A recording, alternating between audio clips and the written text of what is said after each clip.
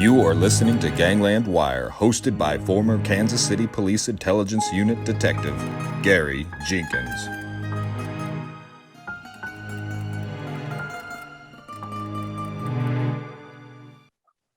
Well, welcome all you wiretappers out there. Another show of Gangland Wire. I've got an interesting guest. You may already know him if you do much on YouTube in the mob genre. I've got Jeff Nadu of the Sit Down. He has a YouTube channel, and I'll tell you what, Jeff, welcome. Well, it's great to be with you, Gary. I'm a big fan of yours. You're doing a great job. Been around for a while. I look at you, you're like the professor of all this. You've done it for a while. So it's nice to speak to you. And, I'm really interested in talking about the Camorra with you today because, I've noticed, most of the audience really enjoys the American Mafia, but I think you can agree, in even the little that some of us know about the Camorra, and in my case, I feel like I know a little bit more than most. It's definitely one of the more violent groups out there. There's been TV shows about it. It's a fascinating kind of real look into a group that's really been around since the 18th century. So, it's great to be with you, and I appreciate having and I noticed looking at your show, and I've listened to a few of them. It's hard to listen to all. There's quite a little bit of content out there right now, but I like yours for the content and the factual kind of content that you bring to people. And you've covered the waterfront on the New York families.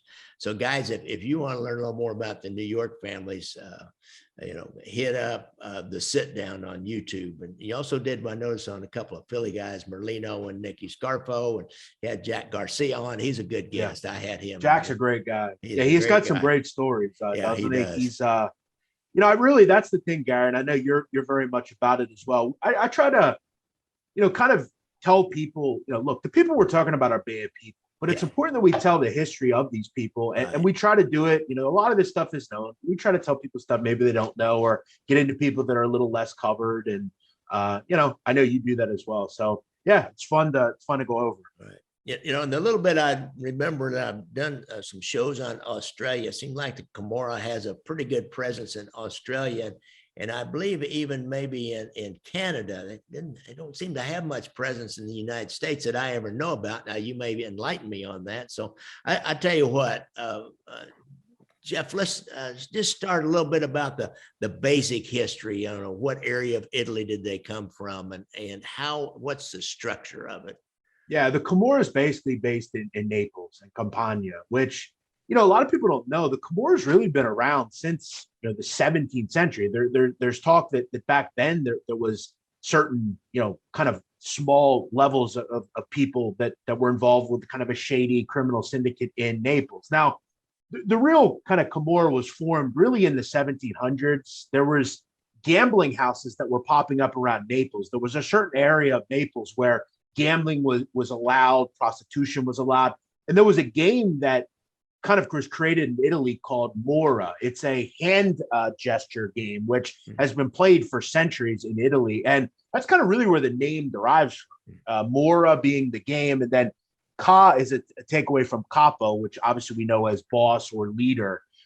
But there was really, the thing about the Camorra that's different from the American Mafia or other groups is there's no real structural boss, if you will. Now, early on when the Camorra was created, there were 12 districts in Naples that were run by certain people, and there was one figurehead in the 1700s, really into the 1800s, an individual named Salvatore di Crescenzo. Crescenzo was kind of the capintesta, which is the leader of this group. And really towards the 1860s, when the unification of Italy happened, there was all sorts of things going on inside Naples and around Italy, and the Camorra was actually called on to really protect the people. That's always really been kind of the derivative of the Camorra. They acted as obviously, protection rackets and loan sharks and things like that, but they also protected the people, and they were very much connected to the people, because at the end of the day, most of the people that were involved with the Camorra were people in those neighborhoods, just like any other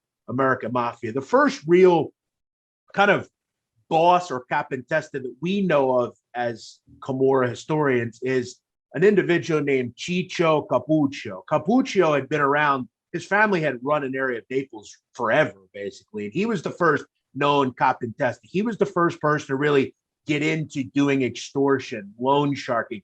And that became the main moneymaker for the Camorra way back, really in the 1860s, 1870s. Once we got to the 1900s, the Italian government, once they unified, really started to look into the Camorra, and Naples really kind of went at them full force. They really grabbed them up, started to bring them into justice, bring them into the forefront. And really in the 1900s, Gary, really till the kind of the 1950s, we didn't hear much from the Camorra. The government really did a nice job to kind of suppress them. It wasn't until 1956 when Morocco became an independent nation. That's where the Camorra really started to come up again, where there was the flow of drugs coming into the port of Naples. And then we can kind of get into like the modern day Camorra, but it's really been around forever. And it acted just as any other organization did. The problem that we see in the world, whether it's the Americas or Europe or really anywhere, the level of the government not helping people ends up being where these criminal groups create, because people aren't getting things from the government. You have groups like the Camorra that are willing to come in and say to somebody, hey, we'll help you get on your feet. We'll help you do what the government can't do. And that's where you have groups like the Camorra that are created. Interesting. Did they start like the mafia, at least in the United States, and they did a lot of this in Sicily and preying on their own people, extorting money from some of the more successful neighbors, shall we say? And I think that's always been the growing thought, and that's really most how all these mafias originally started. If we know anything about the early mafia in America, it really started from the Black Hand, which came over from Sicily and that sort of thing. In Camorra, was a little different.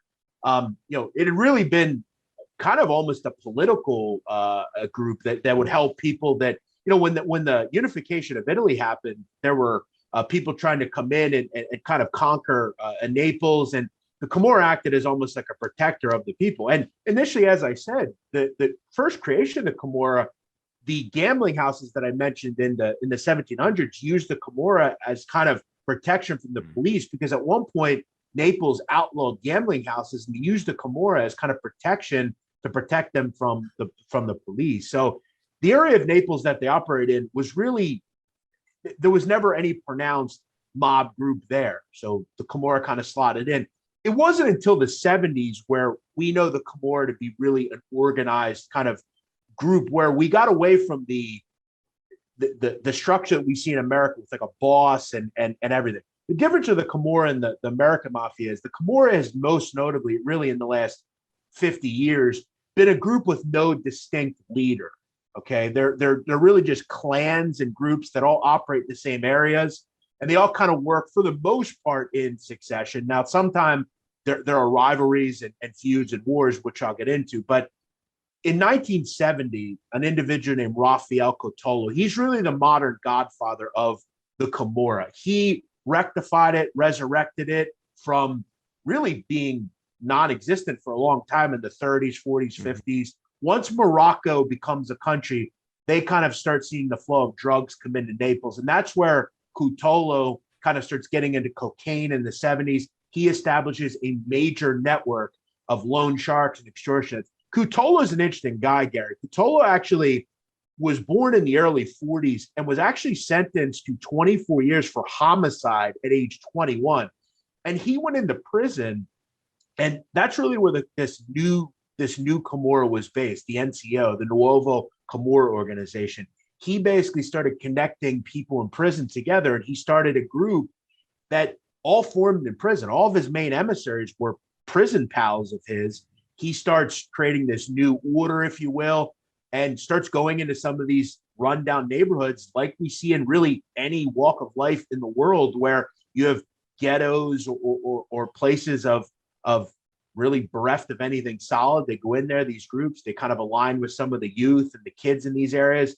And Cutolo at one point was looked at as this kind of mythical figure. He was going into these neighborhoods. He was paying these people to come work for him, basically. And he was running it out of prison this entire time. So Cutolo was the first real known Camorra hierarchy boss. He kind of resurrected it from where it had once So those neighborhoods that were kind of a breeding ground, if you will, for this more modern Camorra, is that like we see in that movie or that series Gomorrah? Is that those Yeah, neighborhoods like that? I'm always surprised they have like projects over in Italy, you know. they do. And, They very much do. And that's something that, Cutolo, he actually was from outside of Naples, but he kind of banded in that Campania area and almost started to create different, as I said, little districts. There are little neighborhoods in Naples, just like any other city. And once he starts coming in, yeah, that's exactly how it works. You have these young individuals. There's three levels of Camorra, right? There's the Piccolo d'Oro, which are like these prospects, basically, the very low end members. They may act as runners for a drug group, or they may commit small crimes, really kind of proving their loyalty to the group. Then there's the Piccolo di Scaro. They're more of the enforcers. They're the ones that are trying to kind of show the high end boss in that neighborhood that they're able to do what they have to do. They'll commit murders. One of the big things in Italy, particularly in Naples, that's very pronounced, Gary, is people in this second level of wanting to become a camarista, they will take the rap for higher end bosses. So let's say a higher end enforcer gets involved in a murder. The lower end guys will take the rap for them. They'll go to prison. They'll show that they're worthy of being involved. And then they'll become a camarista, which is the highest level.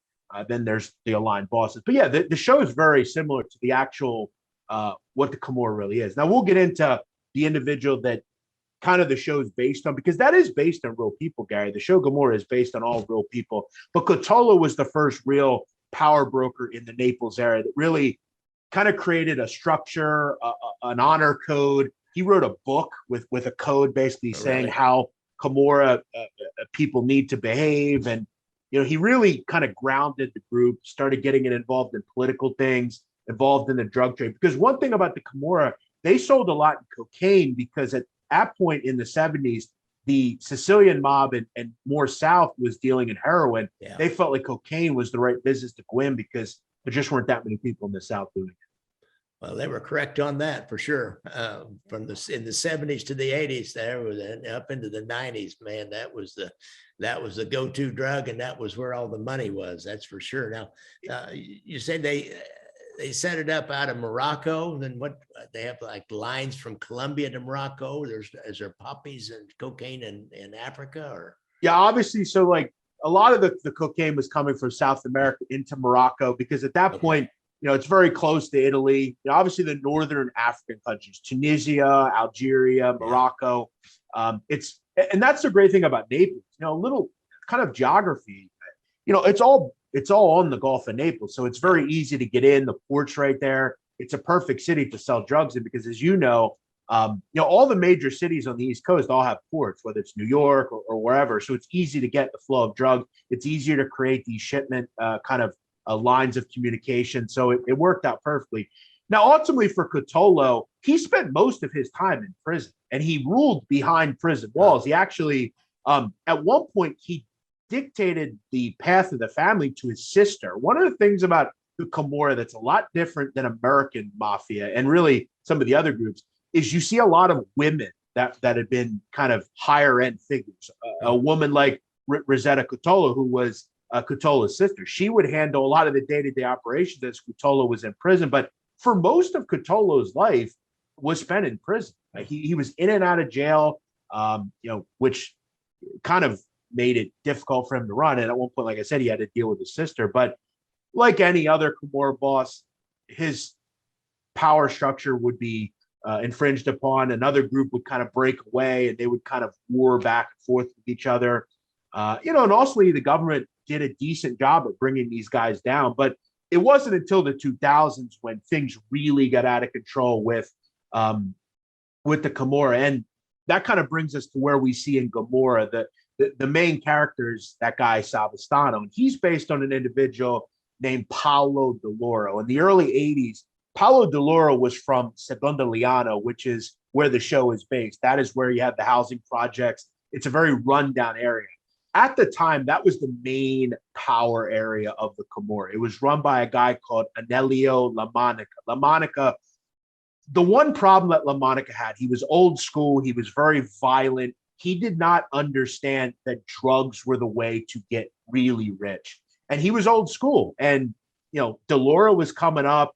He had actually worked for La Monica as a bookkeeper. And he had realized that not only was La Monica old school, but he was not willing to share all the profits that he was making. And he ultimately had La Monica killed. La Monica was killed in 1982. And from that point on, Di Lauro took over Seconda Liana. And he made it into the largest open-air drug market in all of Europe. At one point in a 10-year period between 82 and the early 90s, Di Lauro was in the hundreds of millions as far as net worth. And what he was doing was he was transforming Seconda Liana and Scampia, which is in the northern of Naples, to basically a drug bazaar. And that was the only form of money they made. He realized drugs was where the money was. We're going to eliminate all other crime, and we're going to operate in secret. He was very secretive. He lived in the area. He was very insulated, and he sold drugs, hashish, cocaine, and heroin. And if you know anything about those buildings, La Vele, they call them, they are drug bazaars. Everyone in those buildings is directly affiliated with the drug trade. And he had hundreds, if not thousands of people that ran every corner in Naples. And if you were operating, he had a very interesting way of doing things. He would basically charge every person that sold drugs, so any corner boy or a clan boss or whoever, he would charge them a tax to operate there, and they would have to buy a minimum amount of drugs per week. What they did after that was up to them. But he took from everyone as well as the street tax from each dealer, and he was making millions of dollars. Interestingly enough, Gary, until the mid-90s, the Naples police, the Carabinieri, they didn't even know he existed. He was that secretive. There was just all this stuff going on, and he was not known to the police until the mid-90s. Weirdly enough, he had 10 sons, Gary, 10 sons. He had 10 children, all 10 were boys. And one of them got into a issue with a teacher. The police asked for the father to show up. And at that point, they started to put two and two together that Pasquale, as they knew him, was actually Paolo Di Lauro. And we can get into how it ultimately came all down for him. But he was the real kind of modern day Naples proper godfather. Now, how ambitious was he? You can only make so much money selling to corner boys and on the corners in Naples, and you make, maybe in Rome, you're going to make so much money, but it sounds like he's bringing in pretty decent amounts. And so there's got to be, did he have distributors and then throughout Europe? And as I mentioned before, I understand they have a big presence in Australia and Yep. importing drugs into Australia.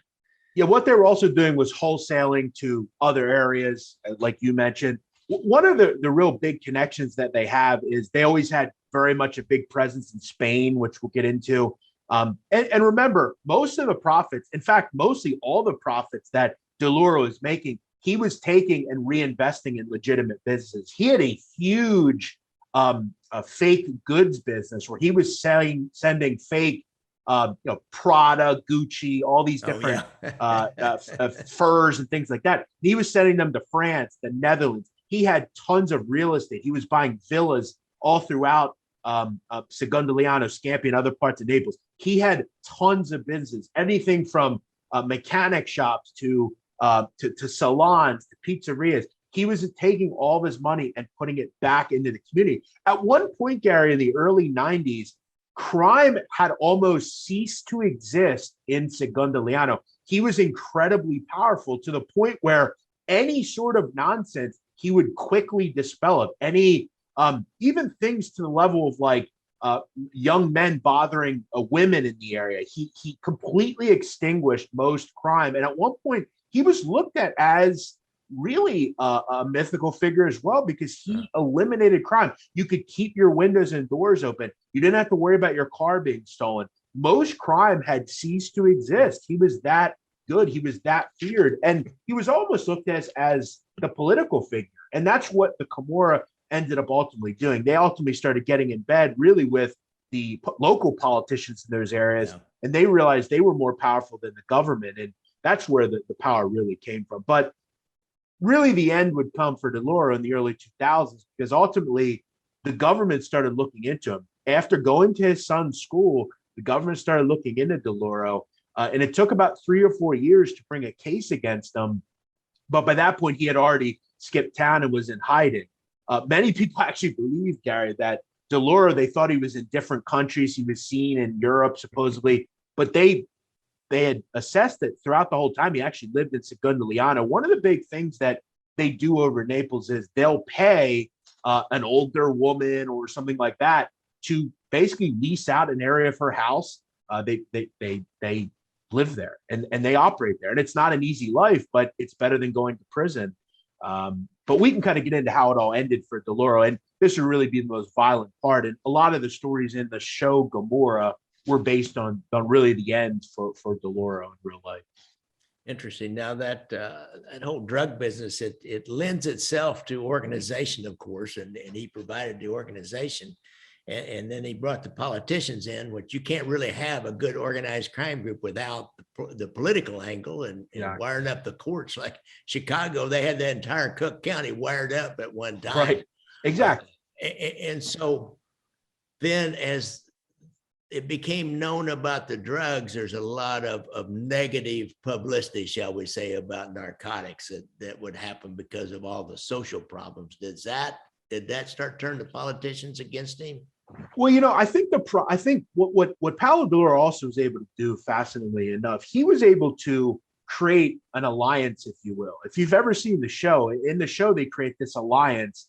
That was very much true in real life. There were other clans in Naples, the Licciardi clan, the Contini clan, all of them operated. And that's one thing about Di Lauro. He was very peaceful. He wanted to operate and say, everybody is going to make money. I'm the wholesale top guy, but everyone works in unison. And they created something called the Segunda Liana Alliance, which is still around today. All the clans worked in harmony for the most part and controlled everything. He felt like, why involve murder and all that stuff? Because that's going to bring the police.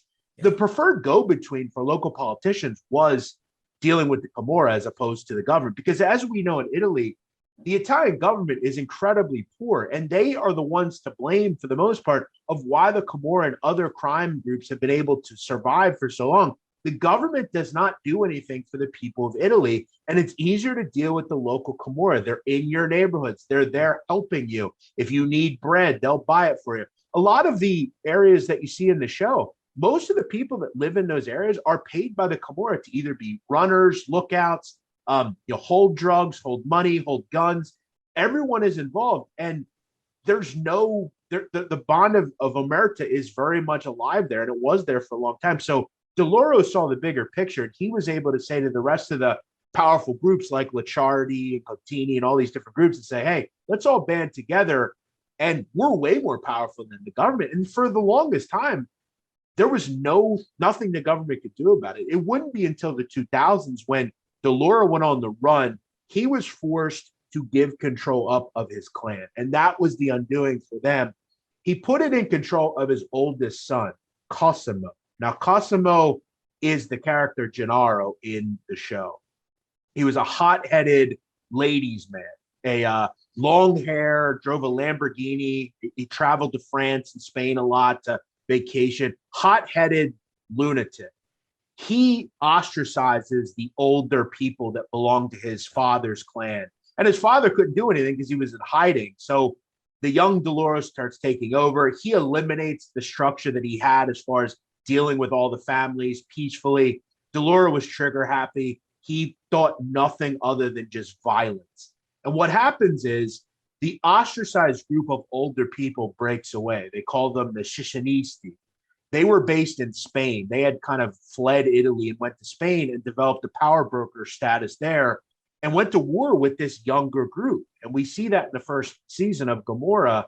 The Sicilisti, this individual named Rafael Amato, he was one of the high-end groups in the Amato clan. He starts to go to war against the Di Lauro. And what would happen is in 2004, there were like 100 murders in Naples. There was blood everywhere. Innocent people were being killed. And what ultimately happened for the Camorra is the government had to start taking notice, Gary, because eventually, unlike the fairly tranquil period of the older Di Lauro, Cosimo completely destroyed it. And in one case, what happened is they started killing innocent people. one of which was a very publicized case of a woman, Gelsomina Verde. She was a one-time girlfriend of a member of the Shishiniste, and the Di Lauro clan, these hot-headed lunatics, they kidnap her, torture her, kill her, and light her car on fire. And at that point, the government has to start taking notice. These high-profile crimes, there were crimes involving children. The government really had to start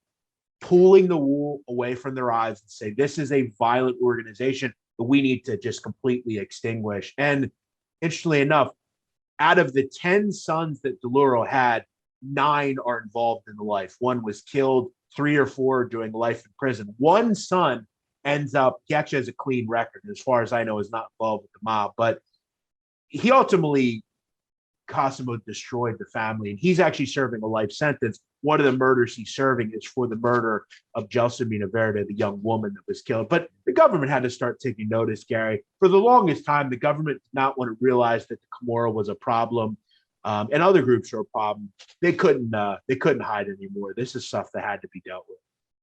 Were they able to, during this time and trying to bring cases, were they able to turn any really high level people like Tommaso Bucetta down in Sicily? They were able to turn somebody like that in order to, I mean, you got to have a storyteller. Yeah, what happened was that situation I was talking about. And interestingly enough, in I think the later season of 1 in Gomorrah, the Gelsomina Verde story was actually acted out. It was different names and stuff. But ultimately what would happen is some of the individuals involved with that murder started cooperating. And in fact, the boyfriend of Verde, who was killed, he started cooperating as well. And yeah, the dominoes really started to fall. As you know, you really can't build a case really anywhere without informants or storytellers. Yeah. You said you have to have it. And they ultimately would start having people cooperate. But there's also a lot of people that didn't cooperate. To this day, Paolo Di Lauro, the elder statesman of Secondigliano, is still alive. He's, I believe, 58 years old.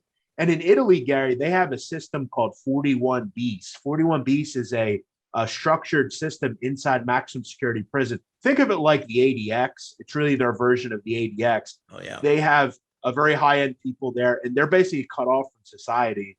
But yeah, to answer your question, individuals started cooperating and really taking the veil off the Camorra. Now, interestingly enough, this has not completely extinguished the Camorra. The Camorra is still around. The Secondigliano Alliance is still around. The Licciardis are still around. A lot of these groups are still around. In fact, one of the, really over the last 10, 20 years, Maria Licciardi, who I mentioned, Licciardi, they go back many years in Secondigliano. They were very much aligned with Di Lauro.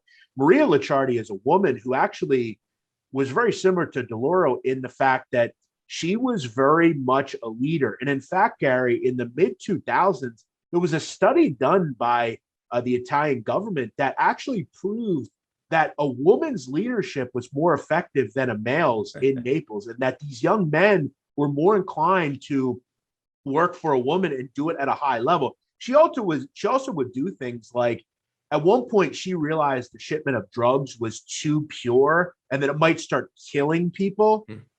The family went against it and started selling them in a way in general, and they started killing people, the drugs. And she ended up really kind of grabbing it, saying, you know what, we're doing certain things wrong. She actually is still around and was just arrested about a year ago. So these families are still all around. Now, most of these individuals that we're talking about are in prison. A lot of the Licciardi clan's in prison. The Di Lauro clan, most of them are in prison, and most of them are there for life. What we've seen, though, phenomenon-wise, is over the last 5 to 10 years, a really disturbing situation has arose in Naples.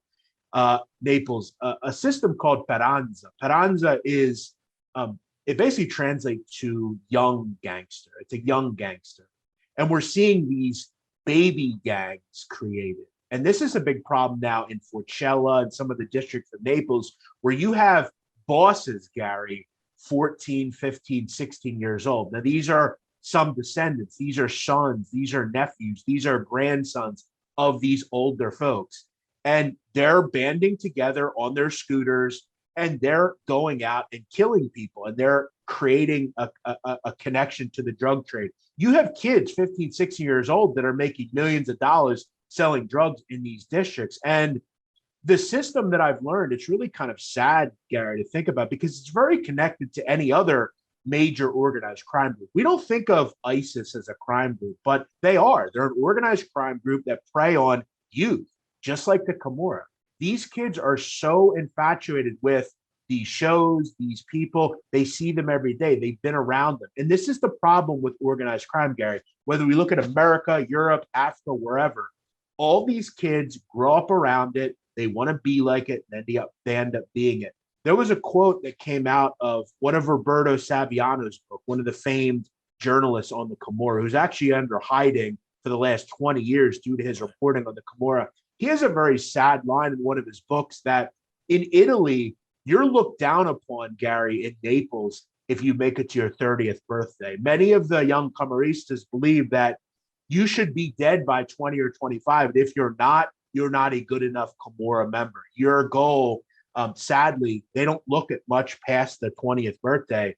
They pledge their life to this. And that's the difference between this group and, the group we have here in America. They're not willing to die like those kids over there. They look at it as, this is all we know. We're married to it. And we actually welcome death. And if we don't die by a certain age, we're a failure. Interesting. There's like in the United States, we've just got guns everywhere. I mean, they're just so easy to get. I know in England, of course, and Europe, they're really are hard to find. Now, how do they do they use guns like we do in the United States, or they just get them smuggled in? Somebody have a big business of smuggling guns in?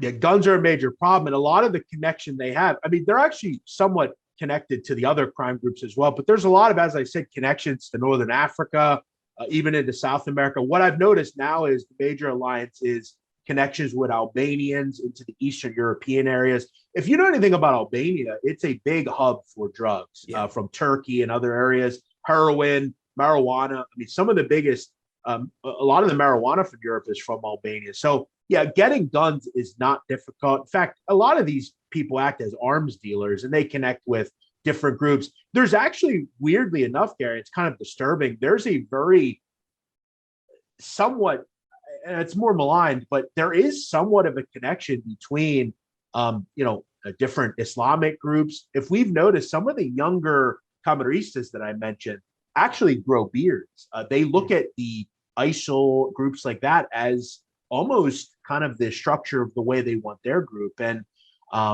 it's kind of disturbing, quite honestly. And I think a lot of maybe the drugs that they're getting nowadays are coming from those, Afghanistan, Iraq, all those different areas. Because as you know, I mean, opium is very big in Pakistan and Afghanistan, all those places.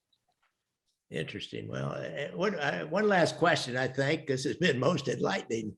And by the way, you're really good with those names. I wish I could have those place names and people's names roll off my lips like that. As I told you, I think I have good. this. I don't know. I have an innate ability to just remember names. I guess I don't. You're good. What about like when they go to Australia or to Canada or to the United States? Do they maintain allegiance back to a Camorra group, or do they kind of create their own, like the Sicilian Mafia really did once it went past the Black Hand days? Now they are American only and don't really look back to Sicily for anything.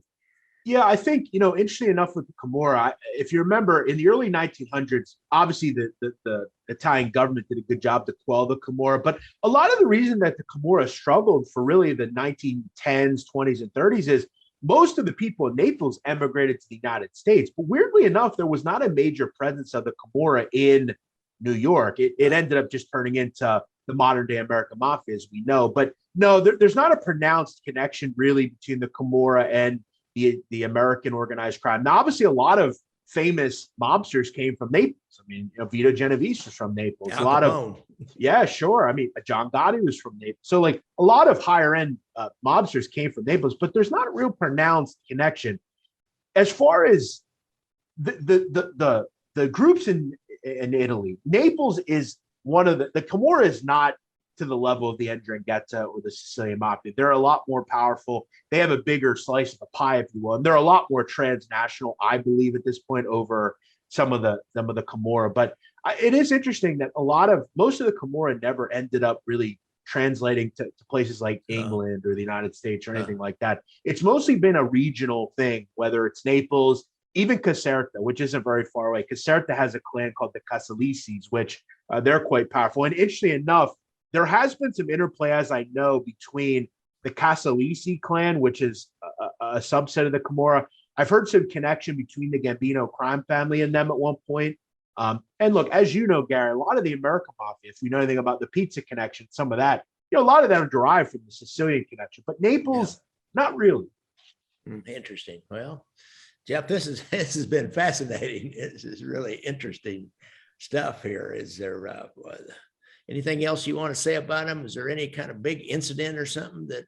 I really think the time that Paolo Di Lauro was boss up in Seconda Liano, as I said, there is no fortified leader of the Camorra. I look at them more as from really the 70s on. I look at them really as a drug trafficking organization as opposed to a mafia, if you will.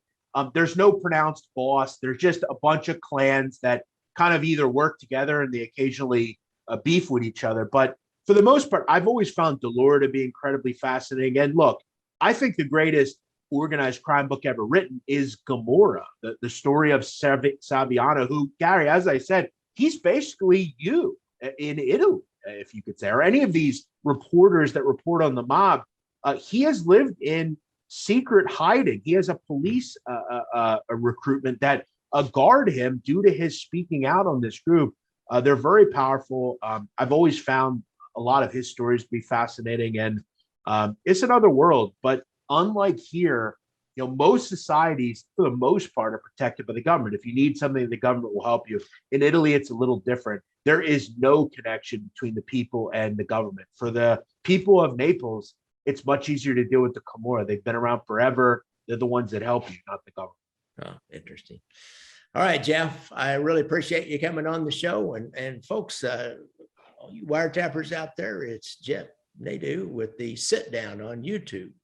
You got any last words here for the wiretappers? Well, Gary, I appreciate all the wiretappers. I appreciate all the people. You're actually going to come on one of my shows here very soon. We're going to talk some Kansas City stuff and kind of collaborate on some things. It's great to talk to you, and I appreciate having me. Yeah, I forgot that I am going to be on. We're going to record here in a couple of weeks or a week, 10 days. I can't remember. Sometimes I got to have a calendar. If I don't have things written down in the calendar, but I've got that in there. And you're going to put it up pretty quick after that, I believe. So yeah, I'm probably going to put it up the day after. We're going to record the week of the 28th, so about a week from today. And it should be great. We'll talk some Sevilla, some Kansas City stuff, and I think a really underrated family. A lot of people don't talk about Kansas City, but I know you're one of the proprietors of information. Yeah, I'm the go-to guy for Kansas City. I was told here recently. All right, Jeff. Thanks a lot. Thanks, Gary. All right, bye. Hey guys, thanks for listening to this episode of Gangland Wire. Now, don't forget to like and subscribe down below if you're on YouTube. Now, I started on YouTube, as you all have noticed, I would imagine. If you're on an audio platform like the Apple Podcast app, you can give me a review there. I appreciate that. You can also support the making of each episode by buying me a shot and a beer on your Venmo app. If you have Venmo, that's at Gangland Wire. I have a new way, buy me a cup of coffee. There's a link in the show notes to buy me a cup of coffee or two. You can go to my website. You can see all my books and movies that are for sale, or you can donate via your credit card on the PayPal button, or if you have a PayPal account. And if you donate enough, why, you start getting those books and movies in a coffee cup or a t-shirt or whatever you want. And remember, if you or a friend are suffering from PTSD, check out the Veterans Administration resources. Just go to Google and Google PTSD and Veterans Administration, or VA, and you'll find that website. And you'll find there's a hotline and there's links there to help you find resources to deal with that problem. And remember to look out for motorcycles on the road and stay safe. Bye, folks. Music provided by our good friend and super fan from Portland, Oregon, Casey McBride. Thanks, Casey.